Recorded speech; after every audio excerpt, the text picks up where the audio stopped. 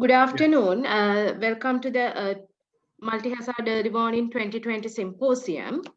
And we are in track number 2D, which is about innovation for better early warning systems. So we have 6 presenters here, but we are going to do 5 presenters due to one is absent. So regarding the basic rules for the session, like we have to limit the 10 minutes presentation. So after each and every presentation, we will open the forum for any questions and answers. At the same time, the session chairs will be able to ask any question as clarification questions. And after that, we will go to the next presenter. So we have 6 presenters, and the first presenter will be is talking about analysis of the effectiveness of all early warning system to face future tsunami in Sri Lanka by comparing with Japanese early warning system. Mr. Jayaratna is presenting the session. Analysis of the effectiveness of early warning system to face future tsunamis in Sri Lanka by comparing with Japanese early warning system. It is essential to ensure capacity of the early warning system to save the more than 2 million lives along the coastal belt of Sri Lanka. Gaps of disseminating and community receptions at night time also being identified.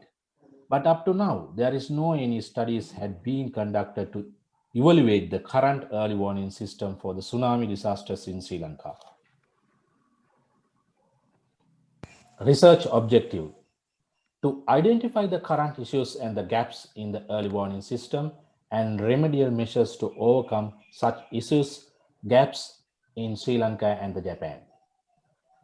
Research methodology: data and information collected from the both countries. A survey data was gathered by the using questionnaires methods that is utilized to correct, analyze, and interpret the views of the group of people. All the information transferred into the data which can be used. Data analyzed by the ranking method. Primary data were converted to the secondary data.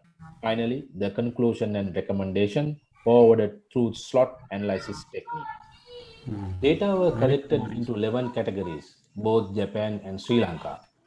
General information, new technologies for early warning, conventional method for early warning, social media and electronic media, other network for early warning, rehearsal testing of early warning equipment, different administrative levels of warning dissemination, timing for the tsunami early warning, awareness of tsunami early warning, effectiveness of early warning, analysis of cost and benefit, and investment for the early warning system. All early warning response chart in Sri Lanka and Japan. Conclusion: a complete and effective early warning system comprises of 4 elements: risk knowledge, monitoring and warning services, dissemination and communication, response capabilities. To make complete and effective early warning system should be interrelated with the many elements: knowledge of hazards and vulnerabilities, education and training for the people at the risk, dissemination strategies and reception strategies, as well as the preparedness capacity to the respond. Responsibility need to be clearly defined and people need to be well informed. There should be a people-centered early warning system and also end-to-end system and their relevant SOPs and communications which have to be complied. Early warning is the utmost important things. It has to be validated periodically. Next.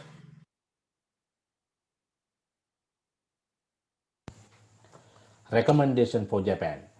Japan has to be develop a traffic plan and it should be integrated with the early warning system to ensure the evacuation of the vulnerable communities due to high density of coastal population. And when the earthquake magnitude is more than 7, the population of the 1 kilometer from the beach should be evacuated to the safe location within their vehicles within 5 to 10 minutes. And if they are unable to evacuate within given time, aware the people to evacuate without vehicles in order to avoid the traffic jam. The Japan has to enhance the awareness of the early warning systems, channels, mechanisms, and type and kind of early warning messages which are going to be sent the communities. Japan is being disseminated several messages to general public and vulnerable communities. Therefore, each and every people could not be taken appropriate decision. In order to reduce this panic situation before the relevant time, Japan has to reduce the number of advisory, alert, warning messages. People do not need earthquake messages, magnitude, epicenter, etc. When consider tsunami, Japan has to be issued evacuation messages as soon as possible due to limited time for the tsunami. Japan has to be improved the conventional communication system to respond even during the night time. Early warning towers and other system could not be explained the further additional details such as evacuation locations, name of the people. In such situation, conventional mechanisms are important to guide the people until reach the safe locations. इधर दिखाओ ना मेरे को दिखाओ ना Japan has more than 60% elderly peoples. Therefore, also evacuation messages has to disseminate as soon as possible. Japan ordinarily use Japanese language to warn the communities, but Japan has to take keen attention about the foreign delegates who are working in the Japan. Therefore, Japan has to provide warning message at least English language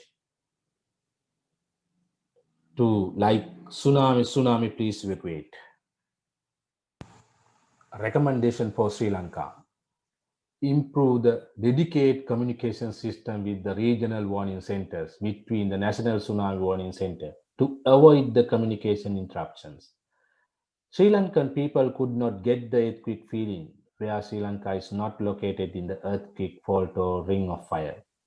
Sri Lanka has cultural and social impact for early warning, especially language and giving nighttime evacuation order. The woman cannot be seen in the night around 7 p.m. due to transport barriers, less security. Culture itself refuses to see the woman in the night. Dependents are not allowed, etc. Therefore, Sri Lanka has to do drill in the night time by using early warning system.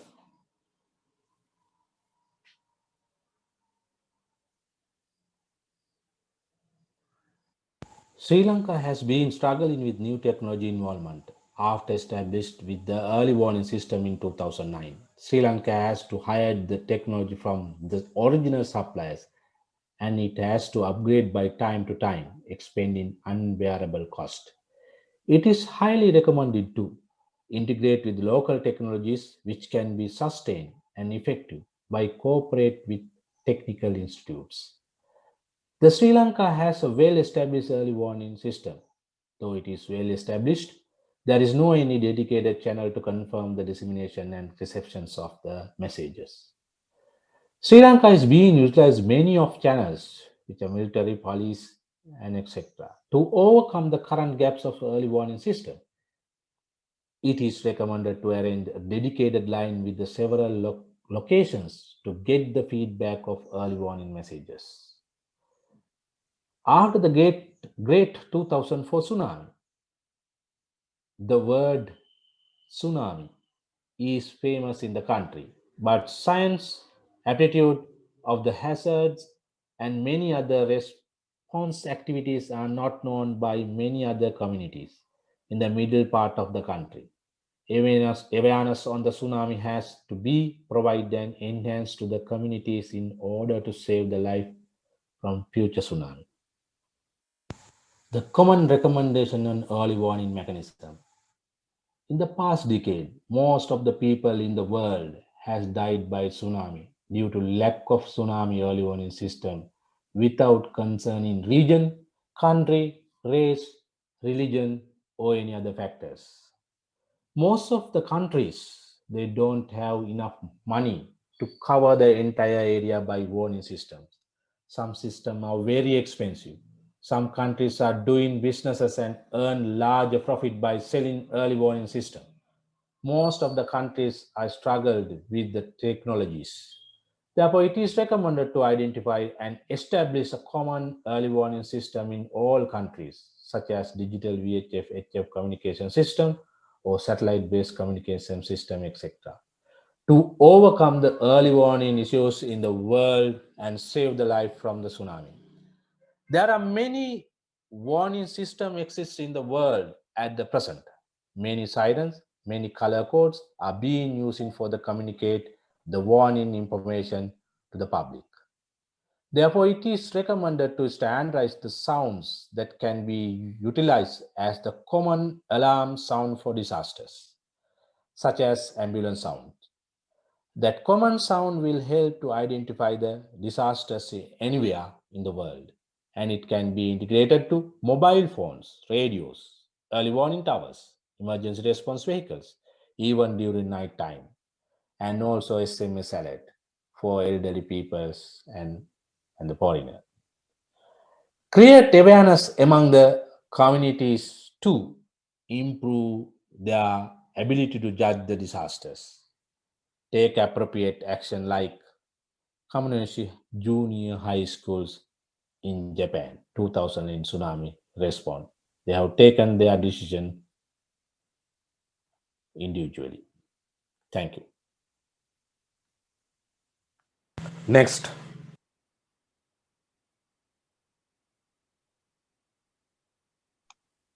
Thank you, Mr. Randula. It was a very interesting presentation.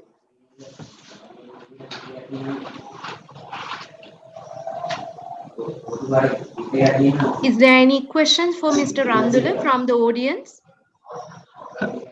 I'm Ravi. I'm Jayaratna, JMR Jayaratna. Okay, right. Mr. Ravi, is there any questions to Mr. Ravi?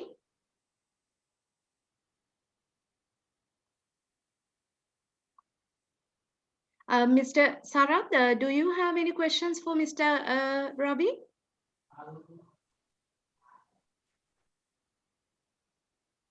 Yeah, so it is a good presentation. Yes. So he just compared to that the present situation in Japan and Sri Lanka. Exactly. So Ravi, have you taken any action? I mean that you are working at the EOC at the DMC. So have you taken any action to I mean that study that present traffic jam in Sri Lanka during the tsunami situation? So I know that most of the roads over the coastal area, I mean that the by roads are not that much wide. So if there is a tsunami situation, so all the vehicles will be out of the house. So there may be very much traffic. So do you have any study? Do you have done any? Thank you, Mr. Premalal, and thank you for audience for hearing my presentation. And I studied while I'm joining in 2008 to up to now, because 2004 tsunami in the Hambantota area districts, especially there is limited road in what you call that bridge. Only one bridge available, but I have got to know about that. There are so many incidents happened on the bridge while the tsunami happened in the death due to the road accident. So along this coastal belt also, that is not enough. That's why that we are planning to move the people in very especially in the ground and the very close areas to the sea. So that's a special thing. And also we discuss with the police. So how do we do the police traffic controlling system? And right now that we have a little, but still we don't have cameras to monitor. But unfortunately, that is not in the beach side. But in case we can, if you have some cameras to monitor that, even the behavior of the sea. so we can take the decision for that. That is the finding. Okay. Thank Okay. you. So thank you very much. Thank you very much, Ravi.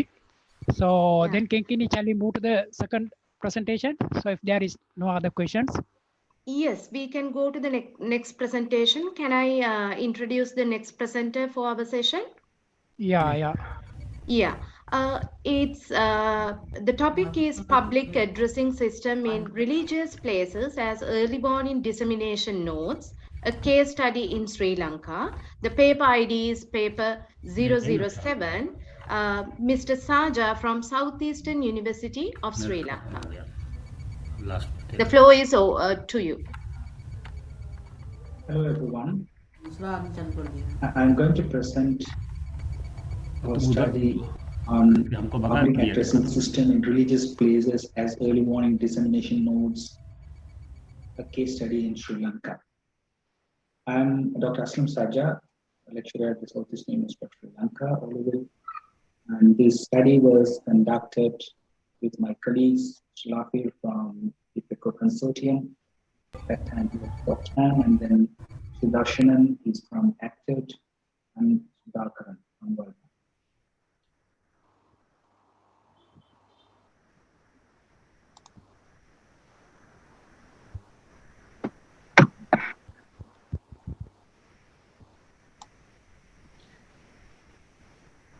Let's look at what is early warning systems in times of disasters. Before we go into the details of multi-hazard early warning dissemination system, particularly looking at the Sri Lankan structure.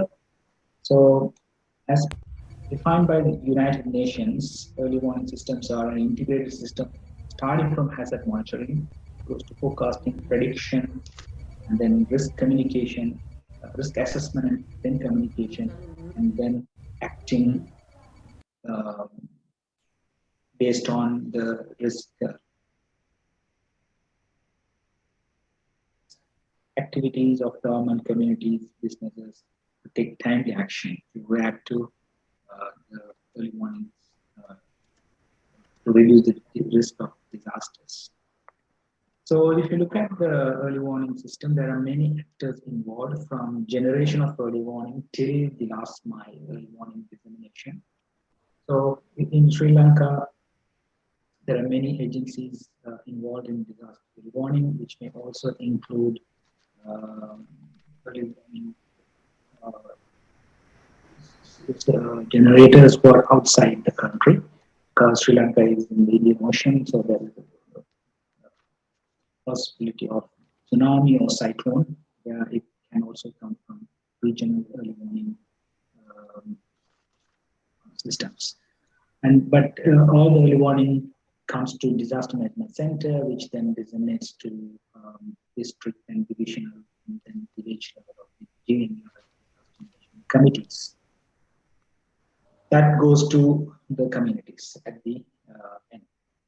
And this may also include many modes of disseminating early warnings, like through speakers, through bells or sirens or messengers, or through people who take the message through word of mouth. And there are many other actors involved at different levels of government in a vertical linkage, or also at multiple actors in horizontal, like police, media, which may directly transmit through, and telecommunication operators, which could directly transmit through SMS. So there are many actors. Now, if you divide these actors into three categories, we can divide them: one as originators of early warning, second as stakeholders involved in communicating and disseminating early warning, and third part is the key part, where people who receive the early warning act on it by believing the content of the early warning. So we also, although we have a comprehensive early warning system, which is very well established in terms of its linkages, but it is important that we need to make sure that it works at the community level, who are really at risk of impeding disaster. So if you look at this, the last mile, the final component of the early warning dissemination part, as I said, this is mode of disaster early warning disseminators, where it comes to disaster management center, the district and divisional level committees. And then there are parallel mechanisms like police, electronic media, TV station, radio stations, early warning towers can come into play. And then other officials who are working at the committee level, and also volunteers and CBOs, committee-based organizations. Some of the devices. So these are the technical devices that are involved in really disseminating the warning, like alarm, sirens, drums, bells, pits, public addressing systems in religious places. So I'm just trying to define the area of our study focus. We basically looked at the public addressing systems that are in the community. So it's mostly in the community level at the dissemination end. So from the National Operations Center, 24 hours operation, they can also issue early warning through radio channels, social media, TV, and other telecom operators. And but at the same time, they also issue early warning through official channels towards community that is already established from district to division to GM division. So it comes through fax, telephone, SMS, emails, and then district division level officers also transmit that through access telephone calls and SMS, as well as mobile public addressing systems, or if they have community radio, community radios. But from GN divisions, it has to go to the households, the last mile, the communities. So that can be through public addressing systems, through loudspeakers, megaphones, and bells, or through community volunteers spreading the news through word of mouth. So basically, this early warning system has a well-established mechanism from district divisional to ground level levels, and there are other possibilities of identified locations that are disseminating early warning, like local police and towers, and as well as telecom operators. So what are the study objectives? We wanted to look at how the village level early warning dissemination systems work as an audit of early warning system. Then we assess the reliability of existing public addressing systems in religious and public places in villages as an early warning dissemination nodes. So how did we do it? We did to mainly conducting the field visit. This study was part of the project, disaster preparedness project of the Commission, implemented by DRR consortium, including Oxfam, Access to Children, other international NGOs, at the district as well as divisional levels, and also with local authorities. So this study was conducted in 6 DS divisions, which includes 24 DN divisions, and there are 44 locations visited, and this included 22 temples, 8 mosques, 1 church, and other public addressing systems in the village that included 13 locations. So through this field visit, there was a focus group discussion with the early warning committee members, data collection of the current early warning systems and the existing committees, and analysis of the public addressing systems as well as the locations and how far reaching the last one. So if you look at the study location in the study map, it included all 3 districts of Dipro project locations, but we only selected where the Dipro is implemented based on the priority from the risk assessment. So 24 DN divisions and 16 Manap. Now, public addressing system. So if we look at the total public addressing systems, we visited 44 locations. Out of these 44 locations, there were the loudspeaker system as a public addressing system were found in 26 locations, and you can see how it was mounted. So in 12 places out of 26, more than almost 50% of the places, it was mounted in a tree. It is quite ineffective method. We'll come to that later. But the other places included early warning tower, but the public address system were mounted in three places in rooftop, some other places in walls, some other places in poles. So these are the pictures that you can see how it was mounted. It was mounted on a pole, it was mounted on a kind of a tower, or and then it was also mounted in trees. Just the most dominating method of mounting public addressing system or loudspeaker. So what were the problems that we identified in the existing early warning dissemination mechanisms? The reachability. So some communities have complained that they did not receive in the past some early warning messages, mostly during flood and cyclone, because of the houses were very far from the center. They're very rural, marginalized communities, and they are very scattered. So even if the message through public address system, it may not reach them. So that is one concern.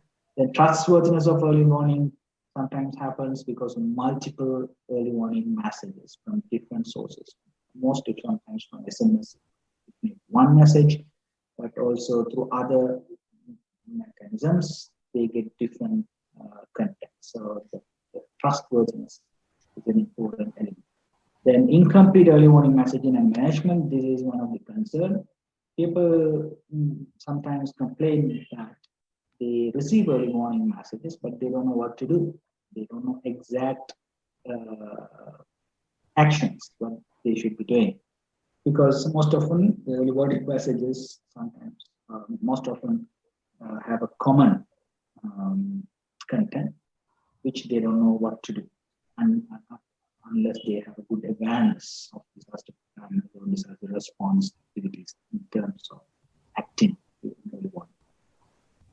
There are some other considerations, basically mainly on public addressing system, access to electric power. Some places had electric power from grid supply, but some places did not have, so they used batteries. There was only one place which had a generator, so there should be a mechanism to have a backup systems as well. But it is also a question of how to maintain it. It is not used for a long time, but there should be regular checks as well. Early warning equipment and accessories were found in some places, but missing with some components because of lack of proper maintenance. And early warning committees were found in all the GN levels. Some are active, some are not active. We can have a look at some details of early warning committees. So in more than 90% of the GN divisions had early warning systems, actually, which is a good thing, with 6 members on average, 5 to 7 members, sometimes in some early warning committees.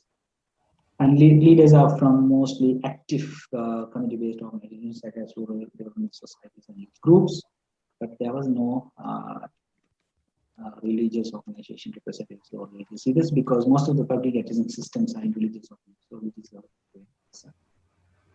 So let me conclude my presentation with some of the findings that we had and some of the concluding remarks. So we found that from the analysis through focus group discussion transcripts, that word of mouth is the most common early warning dissemination strategy, because people from one house tell other house, and then through other community networks.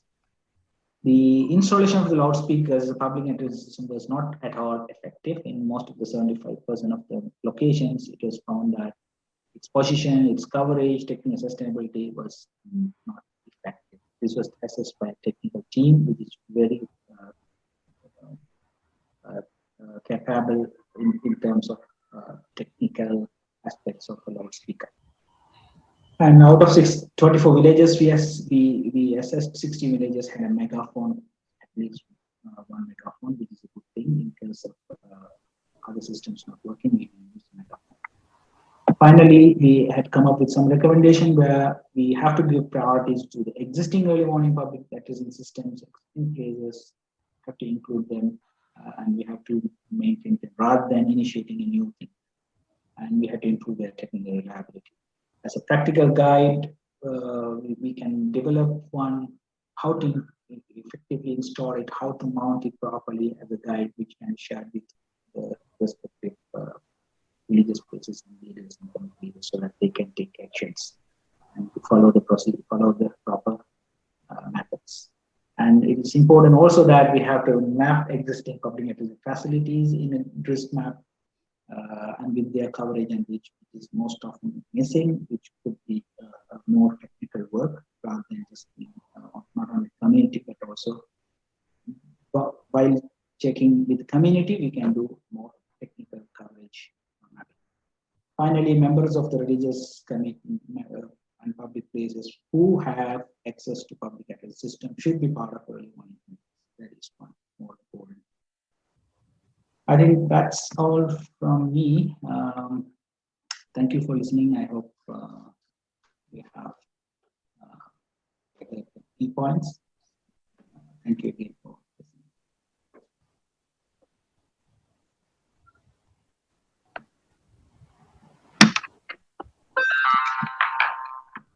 Thank you, Dr. Saja. I think it's very interesting presentation. It gives us a lot of insights and inputs to policymakers as well as to the researchers as well, like explaining what is the present situation in your part of the country, and how success we are, and what are the limitations and barriers within the present early warning communication methods. Is there any questions from the audience? We can take it and direct to Dr. Saja.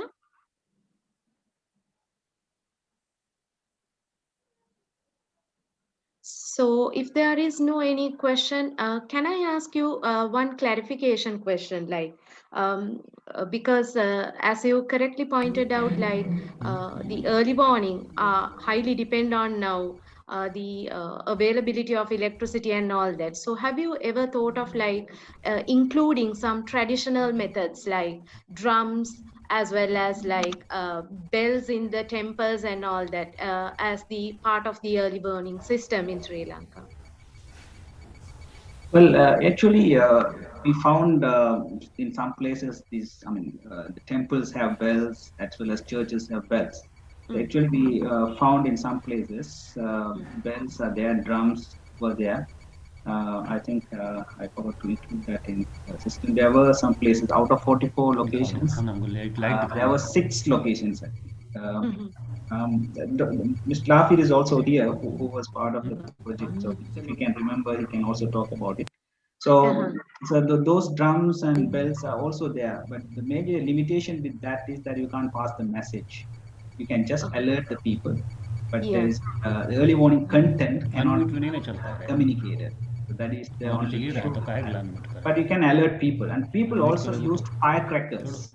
Because in Sri Lanka we have a problem of elephants entering into the villages, so people use firecrackers to alert others. So those kind of indigenous methods have been used. So and those who have no telephone coverage, no electricity, or far from the center, have been using these kind of methods, which I think through that project also. They were trying to capitalize those methods. Yeah. Thank you for the wonderful presentation. Mr. Sarath Premlal, do you have any questions to Mr. Saja? Yeah, not a question actually. So the presentation is very informative. So that is what we need actually. So how to disseminate early warning for the last mile. So that is what we need. But you can extend your research field. I mean that you are representing the university. You have, I think, many students. So you can extend your research work to find many things. For example, so you said that word of mouth. So it is a very, that strong early warning system. But most of the panic situation we have to face most of the panic situation because of word of mouth. So you can do such kind of research, and also the coverage. That different system you showed. That speakers and others. That bells and others. So you can do a research how, I mean that how area it covered, and so that kind of research you can do to to extend your research work further. So that is what I want to tell you. Yeah, thank you, Mr. Sarath. Mr. Sarath, now you can introduce the third presenter of the session. Yeah, the third presentation is measuring household carbon footprint, population specific adaptation and validation on a tool for South Asia. The presenter is J. Vikramaratne from University of Colombo, Sri Lanka. So, Mr. Vikramaratne, over to you.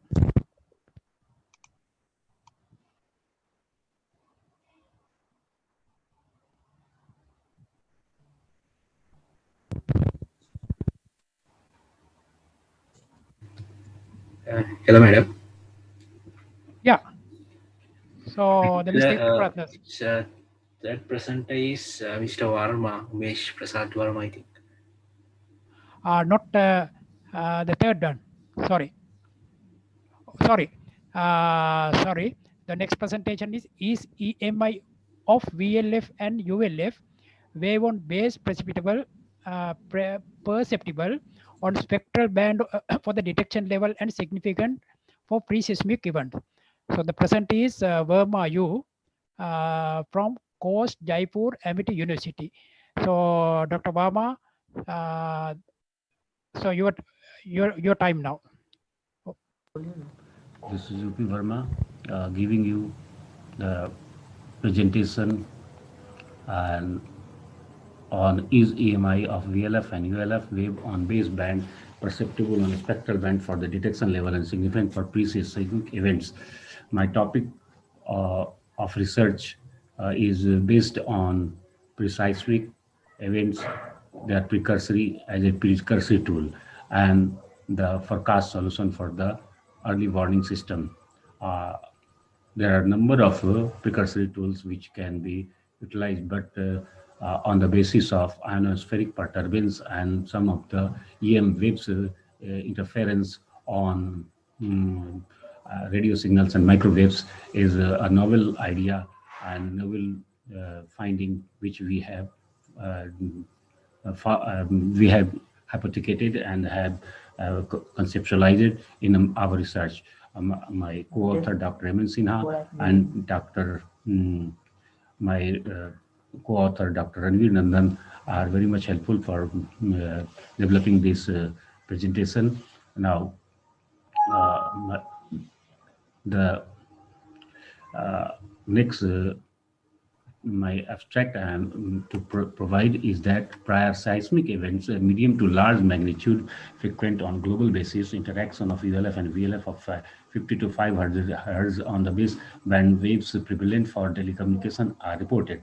Interacting interferences hinders propagation of radio signals by noisy and blurred situations or complete shutdown at receptor stations. Analysis of sample data for seismic events on global basis for 1 or 2 years been established. The hypothesis less attenuation and more absorption as noise in microwaves for telecommunications.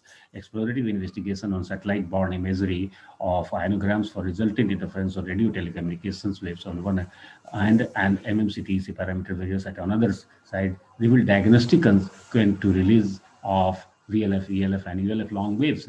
Test the parameters for alternative hypothesis rejects the null hypothesis of attenuation by confidence value Z is equal to 2.1 and variance has been 0.055 to 0.065 as a standard deviation. At significance level of alpha is equal to 0.005, where a set-in for error is that is about RMSD 12%.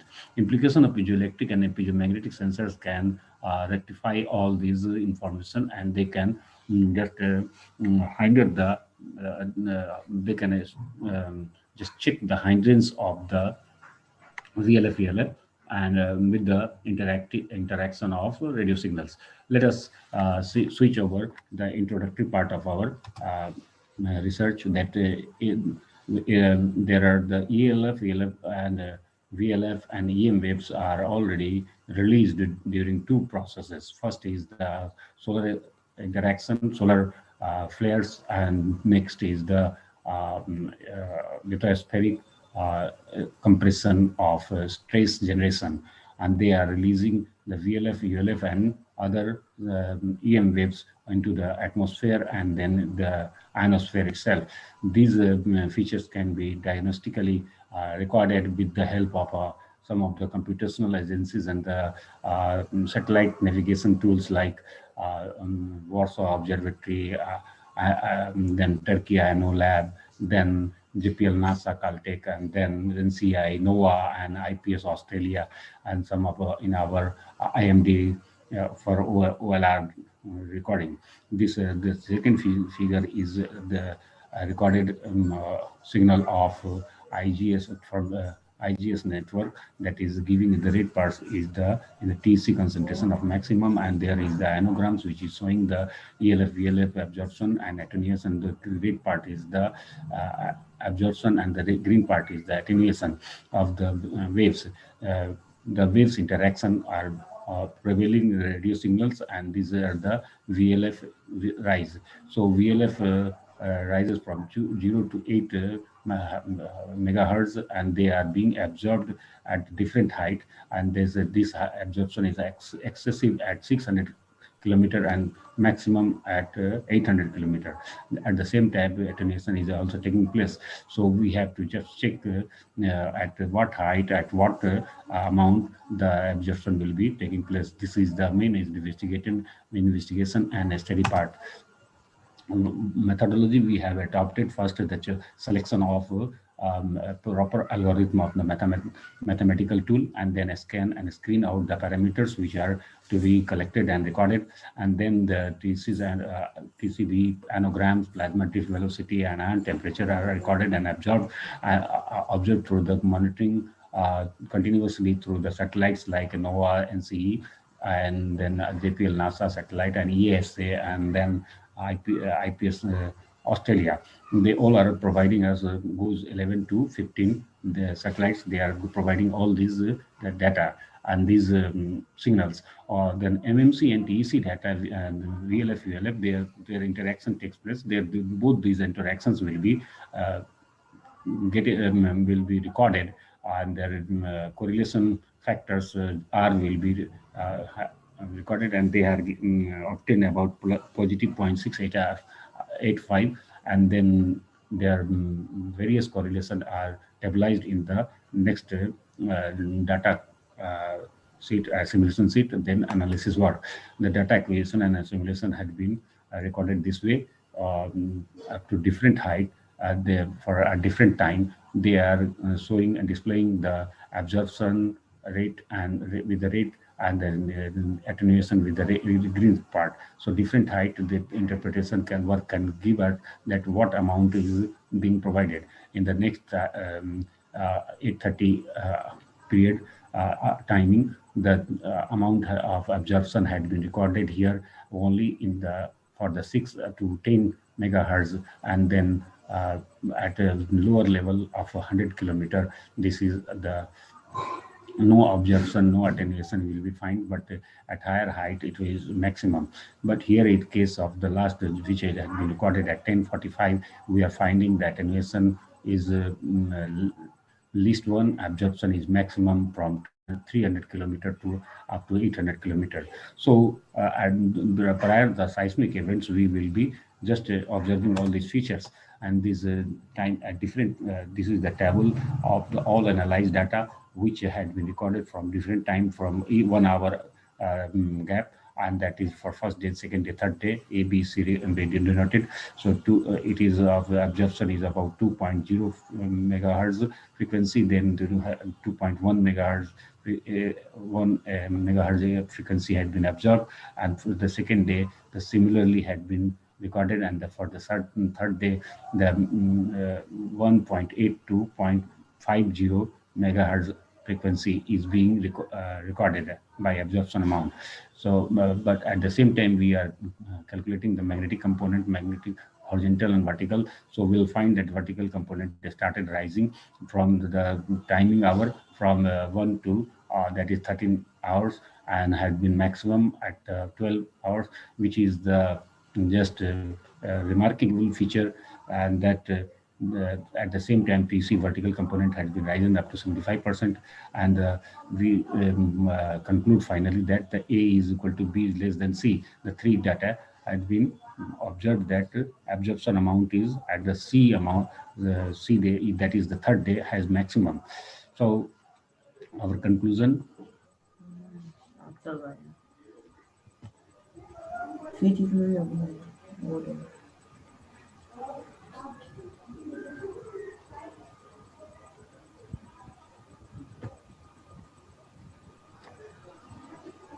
So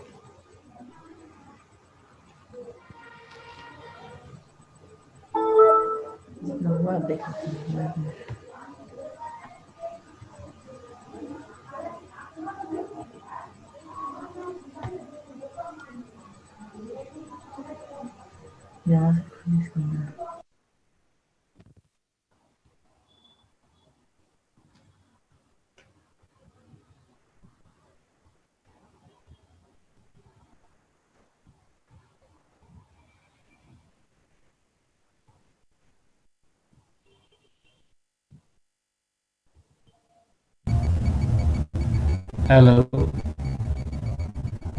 this is Verma. I'm just to continue. Hello, are you seeing this?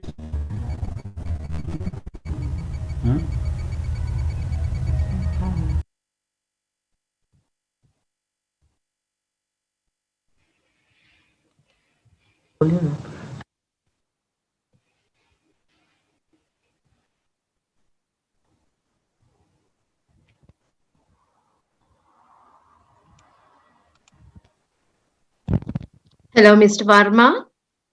Are you still on the line?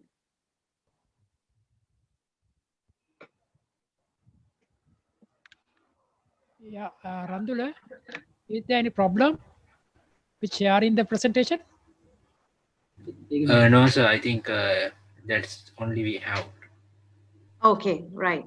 So I think, is he talking? So Yes, madam. Yeah, now we can hear him. Yes. Are you hearing me, madam? Good evening, madam. Hello. Yes, this is UP Verma. Okay, yeah. Have you, I think you have done your presentation, haven't you? Yes, the last part that I am giving you, the conclusion and the result, and the reference section is there left, that video could not show. So I am telling with the presentation part, here it is that by sharing my last video, I can show here. This is UP Verma. Yes, just a moment. Just here.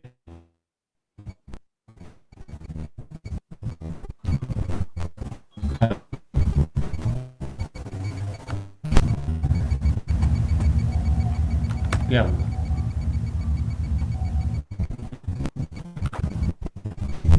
Mr. Premalal, I think we are getting behind the schedule. Better to stop that presentation, and we'll open the floor for the question and question from the participant. Yeah.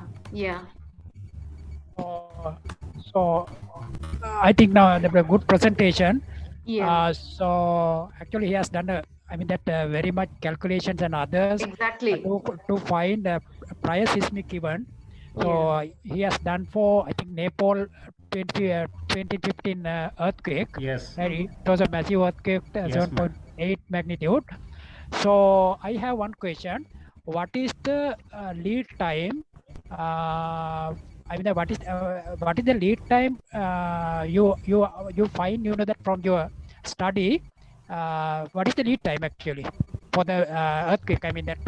How many minutes you can find there is a possibility to earthquake from your from your study? From 1 hour to 7 days before, we have the very good apprehension that we can calculate, and we have a better alert system. We can prepare ourselves.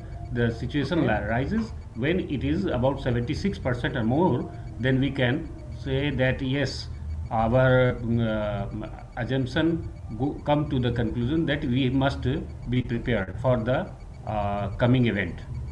So Hello. yeah, so Hello. In addition to the Nepal earthquake, so did you do the same analysis for the other earthquakes? You know that there were many earthquakes. Yes. So Most of okay. I have done for 2013 for the Iran, and then Pakistan on 2013, 24 September, about 7.4 and 7.6, and then recently regarding the tremors were counting. Most of the events are coming on the success level, and that this type of methodology and calculation work has given me a very good better tool for forecast. And I would like that if in this field, in this direction, agencies like NASA and agencies like other NDMA are taking up it as a measure for the earthquake warning, it will be a very good tool and will be useful for the entire disaster reduction agencies for the UN also. So better here. Okay, thank you, Varma. There is some problem with communication. I mean that it is very difficult to. There are some problem. So thank you very much. I think so. Kinkini, over to you. Okay.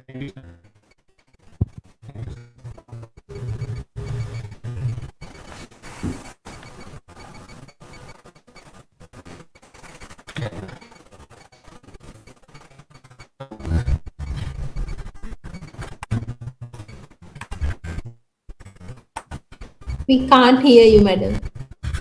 We can't hear. Yeah. Yeah. Can you hear me? Yeah.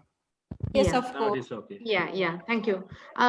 So our next presentation is by Mr. Sirivardhana, representing Climate Resilience Improvement Project Sri Lanka. He will be talking on the topic of evaluation of the impact of the salinity barrage in Kalaniganga using a hydraulic model in terms of flooding. The session is, the floor is over to you. My topic is evaluation of impacts of salinity barrier in Kalaniganga using 1D and 2D hydraulic model in terms of flooding. I am KKG Sirivardhana, and my other co-authors are engineers Vidana Patirana and engineers PAK Pannala. These are my contents: introduction, literature survey, data and the method, results and discussion, conclusion, recommendations and references. Let's move to the introduction. Floods are most destructive and common nature-based disaster all over the world. More than 170,000 people died due to recurrent floods in worldwide from 1980 to 2000. 3,000 lives were lost, 15,000 houses were damaged, and 225,000 people became homeless during 1989 flood, and total damage estimated as 120 million rupees Sri Lanka. Though 2016 flood levels were lower than 1989 flood levels, the damage of 2016 flood was significantly higher due to longer durations of inundations and irregular developments in floodplain. Let's move to the project area. Kalaniganga Basin in the 7th largest basin, river basin in Sri Lanka, with a catchment area of 2,292 square kilometers, which start from central high hills about 1,500 meters above mean sea level. Annual average rainfall varies from 1,800 millimeters to 5,700 millimeters in the basin, and it annually carries about 4,225 mcm, passing about 145 kilometers. Though I consider the whole catchment, I mainly focus to, as my project area is a lower basin, which start from, you can see in the yellow highlighted area, and it starts from Avisavela to Colombo to sea outfall. And you can see the rainfall station used for I use mainly 2016 and 2017 flood events. Then you can see the rainfall stations around the basin, which I use for the analysis. Here you can see the rainfall variation all over the basin, and it varies how the rainfall variation is happening. And here elevation, the second picture shows the elevation variation in the basin. Salinity intrusion and importance of the water supply. Being a main source for the water supply for Colombo, around 80% of total demand is fulfilled by Ambatale water treatment plant. Salinity intrusion has become ever increasing problem in the lower reaches of Kalaniganga, and Ambatale water intake has exposed to it in the past. Salinity barrier constructed as a result of that to minimize the impact due to salinity. And the study mainly focused to optimize the top level of the barrier to minimize the impact to flooding in Kalaniganga using 1D, 2D hydraulic model for 2016 and 2017 floods. Overall objective to evaluate the optimum top level of the barrier using calibrated and validated 1D, 2D hydraulic model for 2016 and 2017 flood events to minimize the impacts to flooding in Kalaniganga in future. Literature review summary. During the literature review, mainly we went through the flood events, past flood events in Kalaniganga Basin, and what the software used for the modeling, to flood model and to flow, and mainly focused on the Ambatale barrier. Ambatale barrier is a permanent structure located 15 meters downstream to the intake, and it has mainly 75 meter length with the sea level at minus 0.5 meter, and it can be increased. The sea level can be increased up to 1 meter above mean sea level by using sandbags, and trough packages consist of 15 meter, and it is minus 2 sea level meters above mean sea level, and sedimentation excluding channel with sea level at minus 2 meter MSL. Data and the method. River cross sections were used from Glen Coast to Sea Outfall to represent the 1D channel, with 4 meter DEM used to represent the 2D channel, 2D basin in the model. Pre-rated flow Glen Coast gauging station and observed tidal data was used upstream and downstream boundary condition to the model. Rainfall data is used as hourly time step by considering the whole catchment from Glen Coast gauging station. Roughnesses are used based on the land use of the basin, and infiltration losses are calculated in 2D floodplain for two flow model using Green-Damped equation. The impact assessment of the salinity barrier was analyzed for the respective events using calibrated and validated model. Head loss across salinity barrier is estimated. Head loss factors in flood modeler, hydraulic model in 1D, 2D model. Let's move to the results and discussion. As a result of sand mining, the bed and banks were eroded, making river wider and deeper. The changes in river morphology taken place in last 25 years that could alter flood levels and conveyance capacity of the river rapidly. The seriousness of the problem salinity intrusion at Ambatale was recognized over 2 decades ago, and the problem has been aggravated due to lowering the riverbed due to excessive sand mining. The 1D, 2D model was calibrated at Hangwella and Ambatale gauging stations, and you can see the calibration and validation plots in the next slide. You can see this is the calibration plots for 2016 flood event for water level calibrations for Hangwella and Ambatale gauging station, and the observer and the model water levels in the tolerance limits for both gauging station for 2016. And here you can see the 2D model calibration. Mainly the source was obtained from the irrigation department. The surveyed inundation area obtained from irrigation department to match with the model results. And we can see the water levels calibration for Hangwella and Ambatale gauging station for 2017 one. This is the validation plots, and it is also within the tolerance limits for the validation, and you can see the 2D 2D plots for 2017 event for the Lower Kalani Basin.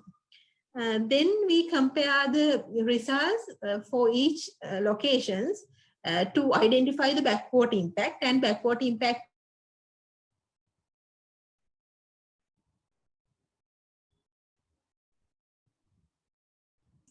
longitudinal profile for 2016 one, and blue color line is the longitudinal profile for 2017 flood event as 1D results in flood modeler.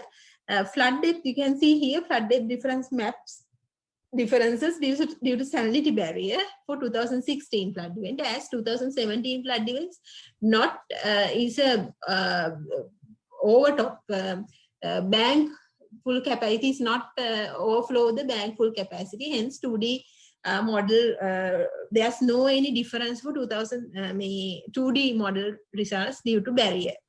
Then we analyze what we have to find out what is the optimum level. So we several model runs were carried out to identify the optimum top level of the barrier for 2016 one. You can see the level difference with and without barrier, and we identify 2.5 meter MSL as the optimum level for 2000 analyzing for 2017 flood event and 2016 flood event. Conclusion: calibration and validation of 1D 2D model shows well matched in 2D and 1D at gauging stations, as well as therefore it is endorsed for further assessment of the barrier. This study concluded there is an impact to floods due to barrier during recent floods. Permanent barrier is not feasible solution, though it is a feasible solution for salinity intrusion. The alternative methods are to be studied to minimize the backwater effect of the upstream of the barrier. And the backwater effect is affected 10 meter upstream for 2016, and it's about 4 meter for 2017. And model result shows the 4.5 and 0.46 head losses for 2016 and 2017 flood event respectively. It is concluded that backwater effect optimum backwater effect is optimum at minus 2.5 meter MSL of sea level. Recommendations: to find out suitable alternative structural measures on 2.5 meter MSL of optimum top level of sea level to minimize the impact of flooding, and to take policy decisions for controlling sand extraction to prevent same effect along the river as Government of Sri Lanka, and to carry out 1D, 2D or 2D model results for before proposing massive structures along the river in worldwide, which may increase the flood risk or another bad effects to the general public. These are my references, and thank you very much. Thank you, Ms. Engineer Nika. Very interesting presentation and very informative. So we'll take any questions from the floor. Is anyone want to raise any questions to Engineer Nika regarding further clarifications? Yeah, let me ask you a question. I have a question like before building this barrage in the Kalani River, so have they done any previous study like assessing whether it will affect the future flooding situation in Sri Lanka? Have they conducted any previous kind of impact assessment just before building this barrage? Yes, I think so. But the thing is, after the flood events, because of the sand mining, excessive sand mining, the river beds, lot of sand, river bed is eroded along the river, and river bathymetry totally changed after floods. So after mainly the floodplains are almost fully with the settlers. So those also, due to those reasons, also affect to the situation, worse the situation. these are the results of the recent, using the recent cross-sectional survey after 2016 flood event. And if we consider the earlier cross-section, it's totally different cross-sections due to excessive sand mining in Sri Lanka, in river, Kalani River, because there's no any policies to prevent the excessive sand mining in riverbeds in Sri Lanka. So at least we have to take a proper remedial measures or take proper policy actions to those things, to avoid those things in rivers, especially. Yeah, I think you have already answered my second part of the question, like whether have you considered any other aspects like involuntary settlements and like dumping of all the waste and all that. So I think in addition to this barrage, there are some other mitigation measures that you have to consider, isn't it? Like, thank you very much. And yes, for the land use, it means the settlers, the other land use, we use the existing land use in the basin using roughness values. So we use exact values available with available data in the model to see the exact difference, to calibrate the events, and to see the exact effect of the barrier. Yeah, thank you very much. Okay, I think we can call upon our last presenter. Mr. Premalal, will you be able to introduce the last presenter? Yes. The last presenter is Mr. Mendes from Department of Meteorology. The topic he is going to present today is an approach for impact-based heavy rainfall warning based on the ECMWF Extreme Forecast Index and level of vulnerability to the hazard. So, Mr. Mendes, the floor is for you. Good evening. I am Merrill Mendes from Department of Meteorology, Sri Lanka. My research title is an approach for impact-based heavy rainfall warning based on ECMWF Extreme Forecast Index and level of hazard risk. This is basically develop a methodology for impact-based heavy rainfall warning system for the Sri Lanka. So this is the presentation layout, introduction, objective, material and method, results and discussion. Finally, come with the conclusion. As you know that due to its location closer to the equator, Sri Lanka been in the path of two monsoons mostly affected by weather-related hazard. Hazard profile of Sri Lanka mentioned that more than 90% of natural disasters that occur due to the hydrometeorological origin. Also, several studies investigate that the yearly monsoon associated flood and landslide case most damages in Sri Lanka in terms of economic impact and human casualties. Sri Lanka sector-specific loss per year due to the natural disaster calculated by GFDRR 2016 report. It is estimated at around $308 million US per year. Also, it is further mentioned that natural disasters losses is highest for the flood. It is around $240 million US per year. But Rogers et al. 2017 investigate that disaster losses significantly exceed this amount in given year. Also, very important thing is the extreme variability of rainfall is already defined as a future climate in Sri Lanka. Therefore, risk associated with water-related hazard likely to increase in the future. Therefore, role and responsibilities of national meteorological and hydrological services is very, very important. Their basic duties are to detect hazardous meteorological phenomena and disseminate highly accurate forecasts and warnings to the public more appropriately. But there are a number of examples in the world as well as in Sri Lanka. They have issued good forecasts but underestimate the impact and inadequate response. Because of that, there is a gap between forecast and warning with understanding their potential impact. Therefore, many NMHs in the world now moving toward the multi-hazard impact-based forecast and warning approaches.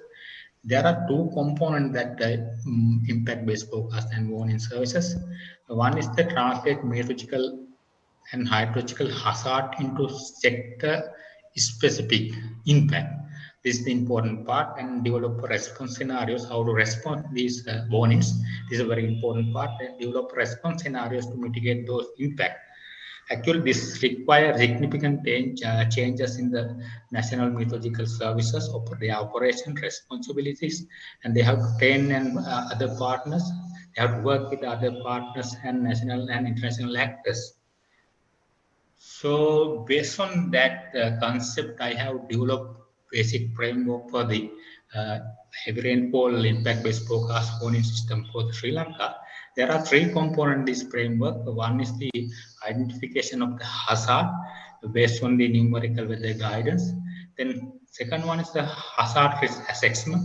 Based on these two, identification of hazard risk assessment, I have developed that warning matrix. This warning matrix is generating impact-based forecast and warning. Basic objective of this provide the information of risks associated with natural hazard and its impact to the disaster manager and related agencies well in advance to take early action to prevent or minimize adverse effect of the hazard weather. So, first part of this approach is identify the extreme event. Basically, we use that numerical weather prediction to identify the extreme weather event. So, here I use that ECMW Extreme Forecast Index, that's the European Center for Medium Range Weather Forecast. They have developed severe weather application from their own ensemble prediction system. So several studies has found that EFI as a tool to provide forecasters with general guidance on the upcoming extreme weather events. So generally EFI value is categorized -1 to +1. +1 means that there is a high chance to occur extreme weather event.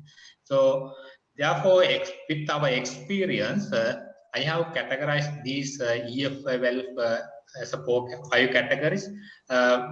Greater than 0.6 taken as the high chance to occurrence of the severe weather. So likewise, I have categorized basically 5 categories, this ECMW EFI values. So another important part is this approach is hazard risk assessment. I use that IPCC 4th and 5th assessment report definitions to calculate vulnerability and risk. This 4th assessment report defining vulnerability as a function of exposure, sensitivity, and adaptive capacity. In my study, I have taken only vulnerability function of the exposure and sensitivity. I didn't take that adaptive capacity because of the lack of adequate data and required resolution in Sri Lanka. So therefore, I taken only vulnerability as a function of exposure and sensitivity. Say risk is calculated by using vulnerability and hazard, especially the flood and landslide.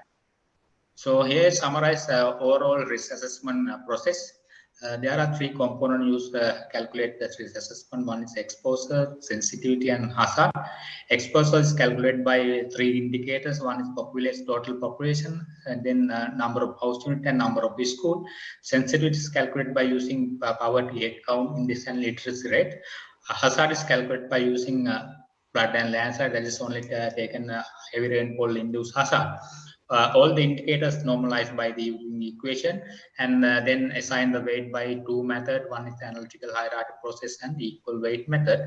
Exposure calculated by using analytical hierarchy process, and equal weight is used to calculate sensitivity and hazard.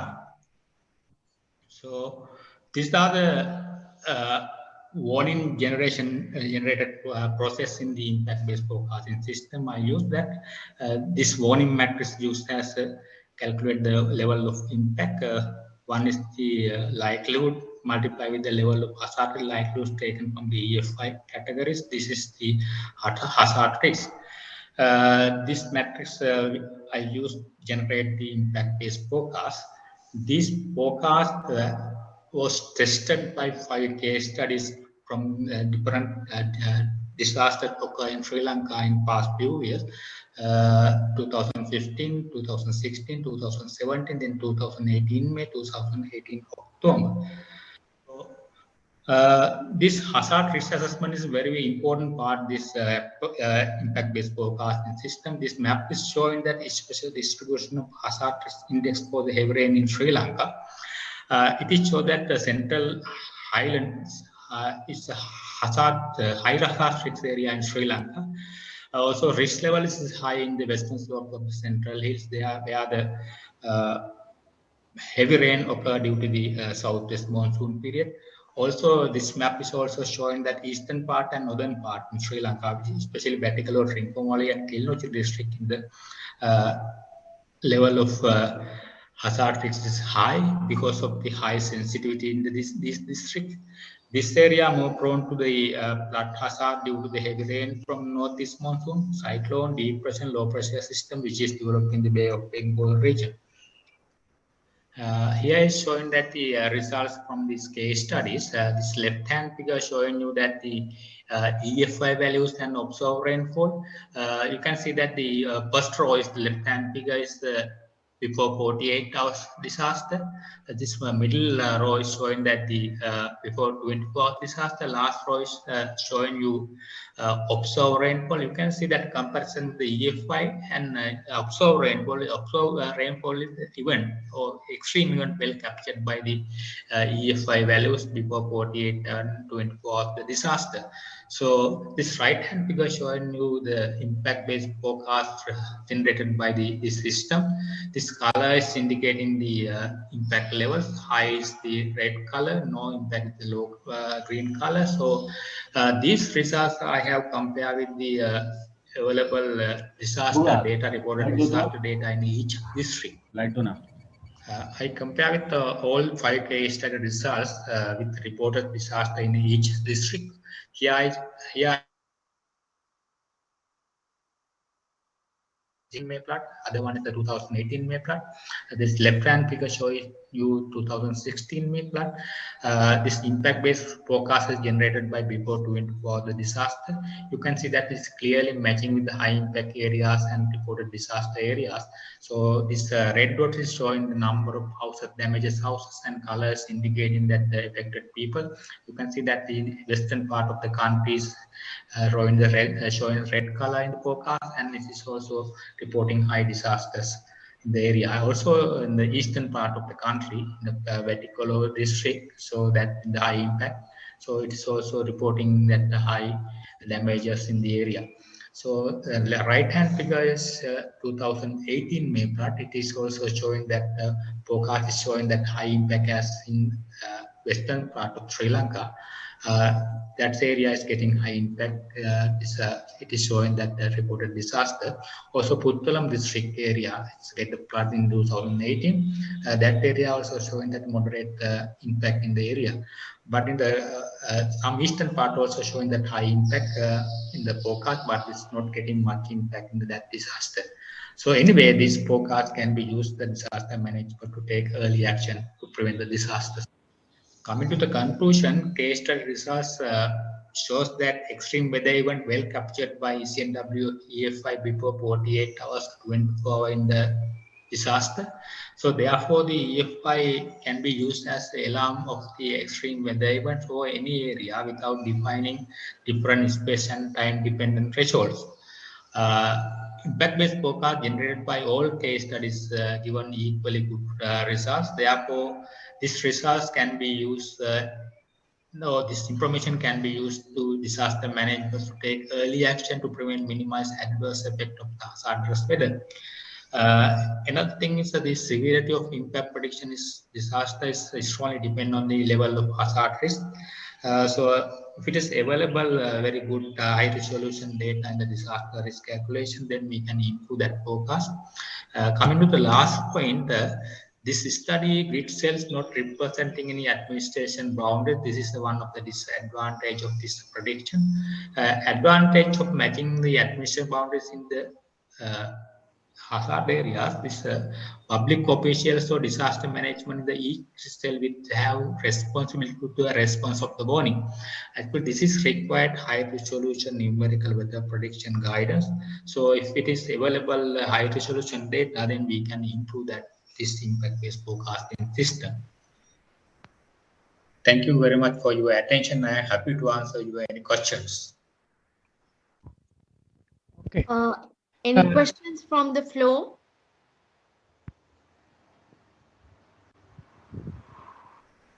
Mr. Premalal, would you like to ask any question since it is your expertise area? Yeah, thank you, Kinkin, and thank you, Mendes. So actually, the now world is moving towards the impact-based weather forecasting. So your attempt to start impact-based weather forecasting at Met Department is highly appreciated. I think I don't have a question because I am one of the supervisor for his MSc research. So I congratulate Mr. Mendes to do such a good, research for the betterment of Met Department Thank you, sir. and Sri Lanka. Thank you, sir. May I ask a clarification questions? Once you have done the study and since you have the results with good outcome, so how do you suppose to like communicate to the policy making level, like this is what needs to be done in the implementation level? So do you have any plan to communicate your study findings? Yeah, actually, madam, it need to be give some training or awareness for them. So I had to read this type of messages to get the impact estimation or impact level. So I have to give some basic idea for them. So especially for the disaster management people. So they are the main users of that type of products. So, they have before that this is still now running that model in experimental basis. So after successful that product,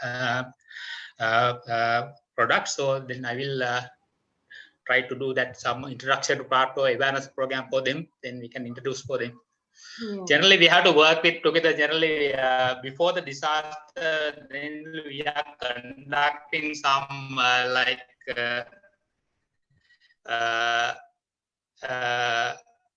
stakeholder meetings with the key stakeholders at BRO. So then that type of stakeholder meeting, then we can introduce that results for them. Then we can easily they can identify, they can read that products.